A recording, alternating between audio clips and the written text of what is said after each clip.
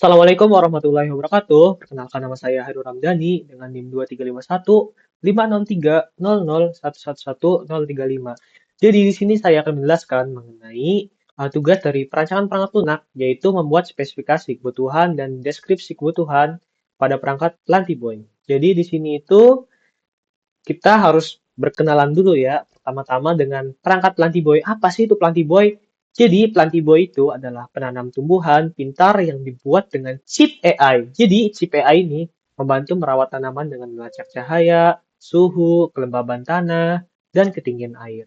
Nah, hal ini akan membuat tumbuhan menjadi tumbuh dengan lebih baik karena kondisinya dapat dipantau secara real time.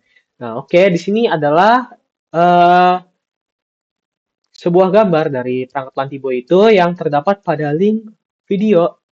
Pada video pertama yang ada di Bron, pada tugas yang ada di Bron tersebut. Jadi di sini dapat kita lihat dari video, dari link pada video YouTube yang diberikan tersebut. Di sini ada sebuah perangkat penyerupai pot yang di dalamnya itu terdapat chip AI untuk memantau pertumbuhan dan perkembangan dari tanaman itu. Oke.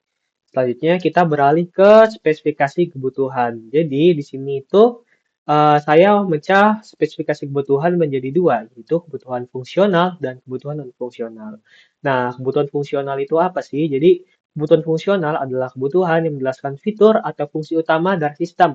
Fokusnya itu ke apa sih yang harus dilakukan oleh sistem itu. Nah, di sini terdapat kode requirement specification. Nah, kode software requirement specification ini di sini yaitu SRS PLBO 01 dan SRS PLBO sampai nomor fitur yang ditentukan. Nah, SRS PLBO ini apa sih? Jadi SRS itu adalah Software Requirement Specification, sedangkan PLBO adalah singkatan dari nama Plantiboy itu. Jadi di sini Plantiboy, karena Plantiboy kita ambil PLBO. Nah, 01 ini adalah nomor urutan dari fitur sampai jumlah yang ditentukan nantinya. Oke. Di sini kita mulai saja dari kebutuhan fungsional Plantiboy ini. Jadi di sini yang pertama adalah pemantauan kondisi tanaman. Nah, SRS PLBO 01 yaitu sistem harus bisa melakukan pemantauan kelembaban tanah secara real time. Lalu ada SRS PLBO 02, sistem harus bisa memantau suhu dari udara yang ada di sekitar tanaman. Lalu ada SRS PLBO 03, sistem harus bisa memantau intensitas dari cahaya yang ada di sekitar tanaman. Lalu ada SRS PLBO 04, sistem harus bisa memantau jumlah air yang berada di dalam pot Plantiboy. Lalu di sini ada konektivitas perangkat dan integrasi aplikasi. Nah, ini kebutuhan fungsional dari Plantiboy yang kedua. Jadi di sini itu ada SRS PLBO 05, yaitu sistem harus memiliki aplikasi yang dapat digunakan sebagai media pemantauan perangkat. Lalu ada SRS PLBO 06, sistem harus dapat terhubung ke jaringan internet untuk melakukan sinkronisasi data ke aplikasi secara real time. Lalu ada pemberitahuan atau notifikasi. Di sini ada SRS PLBO 07, yaitu sistem dapat memberitahu pengguna jumlah baterai yang tersisa pada perangkat. Lalu ada SRS PLBO 08, sistem dapat mengirim pemberitahuan ke aplikasi terkait apabila terdapat permasalahan pada tanaman. Misalnya kekurangan air dan suhu yang terlalu dingin ataupun terlalu panas.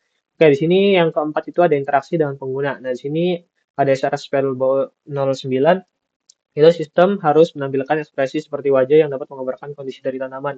Contohnya ketika gembira atau sedang bersedih. Lalu ada SRS Spellbow 10, yaitu ekspresi pada sistem harus dapat berinteraksi dengan sentuhan yang akan pengguna lakukan. Contohnya tersenyum ketika diberi sentuhan. Oke. Nah, selanjutnya itu ada spesifikasi kebutuhan. Nah, di sini spesifikasi kebutuhannya ini ada yang kebutuhan non fungsional karena tadi itu yang saya sebutkan sebelumnya itu spesifikasi kebutuhan dari kebutuhan yang fungsional. Nah, kebutuhan non fungsional itu apa sih? Jadi, kebutuhan non fungsional itu adalah kebutuhan yang menjelaskan kualitas atau karakteristik dari sistem. Misalnya fokusnya itu ke bagaimana sistem itu bekerja, seperti kecepatan atau kualitas dari sistem itu.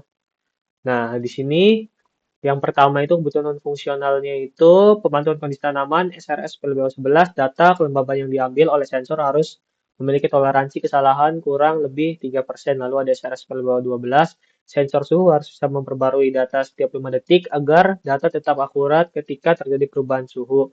Lalu di sini juga ada SRS PLBO 13, yaitu sensor cahaya harus mengirimkan pembaruan terhadap perubahan cahaya yang terjadi setiap detik. Lalu ada SRS PLBO 14, yaitu sensor ketinggian air harus dapat memperbarui datanya setiap 5 detik sekali. Lalu ada SRS PLBO 15, aplikasi harus dapat diinstal pada sistem operasi Android dan iOS. Nah, ini termasuk ke kebutuhan non-fungsional yang kedua, yaitu konektivitas perangkat dan integrasi aplikasi. Nah, selanjutnya ada kebutuhan non-fungsional yang ketiga, yaitu pemberitahuan atau notifikasi. Sini ada SRS PLBO 16, yaitu pembacaan jumlah baterai harus dilakukan secara real time dan diperbarui datanya setiap detik. Lalu ada SRS PLBO 17, yaitu notifikasi harus diterima oleh pengguna maksimal 3 detik setelah masalah terdeteksi oleh sensor yang ada pada perangkat. Lalu ada interaksi dengan pengguna. Di sini ada SRS PLBO 18, yaitu perubahan pada ekspresi maksimal adalah 1 detik setelah terjadi pemicuan dari input sensor pada perangkat. Nah, di sini juga uh, ada yang namanya deskripsi kebutuhan. Tapi sebelum saya membahas deskripsi kebutuhan ini, saya ingin menjelaskan dulu. Jadi kalau kita lihat ya, perhatikan lebih detail. Sebenarnya di kebutuhan fungsional ini, kenapa sih tadi itu disebutkan lebih fokus ke bagaimana sistem bekerja, misalnya kecepatan dan kualitasnya itu. Jadi kalau kita lihat di sini tuh ya, terdapat misalnya ya yang SRS bawah 11 ini terdapat kata-kata yaitu data kelembaban yang diambil oleh sensor harus memiliki toleransi kesalahan kurang lebih 3%. Jadi maksimal itu 3%. Dan kalau lebih dari 3%, artinya sistem itu buruk karena data yang diambil itu tidak sesuai dengan data yang aslinya gitu. Nah, itu kan berarti dia itu lebih menunjukkan kepada kualitas dari si perangkatnya itu atau kualitas dari sistemnya itu. Oke, selanjutnya itu adalah kecepatan. Contohnya apa sih kecepatan? Nah, di sini ada eh, notifikasi harus diterima oleh pengguna maksimal 3 detik setelah masalah terdeteksi oleh sensor yang ada pada perangkat. Nah, kalau misalnya lebih dari 3 detik, berarti kurang cepat dong sistem itu dalam eh, memberitahu pengguna kondisinya tanaman itu secara real time. Jadi tidak bagus dan tidak dapat dijadikan acuan oleh pengguna dalam memantau tanaman karena kalau misalnya lebih dari 3 detik artinya tidak real time dan data itu sudah tidak valid gitu karena sudah terlewat waktunya. Oke, selanjutnya itu di sini saya akan membahas mengenai deskripsi kebutuhan. Jadi deskripsi kebutuhan itu apa sih? Deskripsi kebutuhan itu bisa kita bilang sebagai spesifikasi kebutuhan, tapi dengan penjelasan yang lebih detail dan narasi tentang apa saja kebutuhan pengguna dan sistem itu. Oke, jadi di sini itu kebutuhan dari si Plantiboy itu kan yang pertama itu tadi ada pemantauan kondisi tanaman ya. Nah, kenapa sih Plantiboy ini membutuhkan pemantauan kondisi tanaman? Karena Plantiboy adalah perangkat untuk melakukan penanaman tumbuhan secara pintar sehingga harus dapat memantau data-data yang dibutuhkan oleh tanaman seperti pemantauan kelembaban tanah, lalu ada pemantauan suhu udara, pemantauan intensitas cahaya, dan pemantauan jumlah air. Nah, selanjutnya itu adalah pemberian notifikasi. Nah, notifikasi ini menjadi kebutuhan karena dapat memberitahu keadaan penting saat pengguna tidak sedang membuka aplikasi. Lalu ada di sini ada nomor 3 yaitu konektivitas perangkat dan integrasi aplikasi. Nah, Plantiboy ini di sini harus meneruskan data yang akan dipantau oleh sensor ke pengguna agar pengguna mengetahui keadaan dari tanaman yang terdapat pada perangkat Plantiboy. Nah, karena